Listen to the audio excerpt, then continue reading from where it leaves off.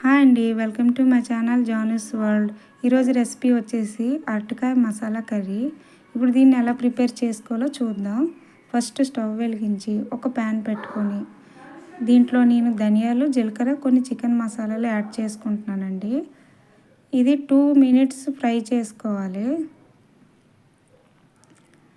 ఇప్పుడు ఇది బాగా ఫ్రై అయ్యాక ఒక మిక్సీ గిన్నెలో ఆల్రెడీ నేను అల్లం వెల్లుల్లి వేసుకున్నాను. ఇప్పుడు ఈ ఫ్రై అయిన మసాలాలు కూడా దీంట్లో యాడ్ చేసుకోవాలి. ఇప్పుడు దీన్ని పేస్ట్ చేసుకోవాలండి. ఒక ప్యాన్ తీసుకొని 2 spoons ఆయిల్ వేసుకోవాలి. ఇప్పుడు ఈ ఆయిల్ హీట్ అయిన తర్వాత దీంట్లో నేను అరటికాయ ముక్కల్ని యాడ్ చేసుకుంటున్నాను.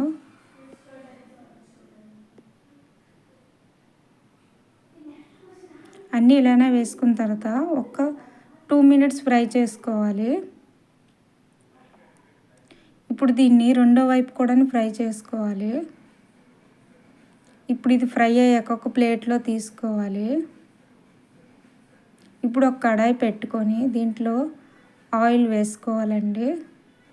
ఇప్పుడు ఆనియన్స్, కొంచెం పచ్చిమిర్చి, కొంచెం కరివేపాకు వేసుకొని కలుపుకోవాలి. ఇప్పుడు ఇందాకలు చూపించినట్టు అల్లం వెల్లుల్లి ఇంకా చికెన్ మసాలా పేస్ట్ చూపించాను కదండి, అది వేసుకోవాలి.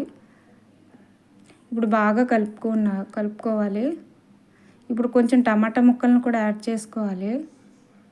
కొద్దిగా పసుపు, ఉప్పు వేసుకొని కలుపుకోవాలి. ఇప్పుడు మూత పెట్టి తీసిన తర్వాత కొంచెం కారం వేసుకోవాలి. బాగా కలుపుకున్న తర్వాత ఈ అరటికాయ ముక్కల్ని యాడ్ చేసుకోవాలి. ఇప్పుడు కొద్దిగా వాటర్ వేసుకోవాలి.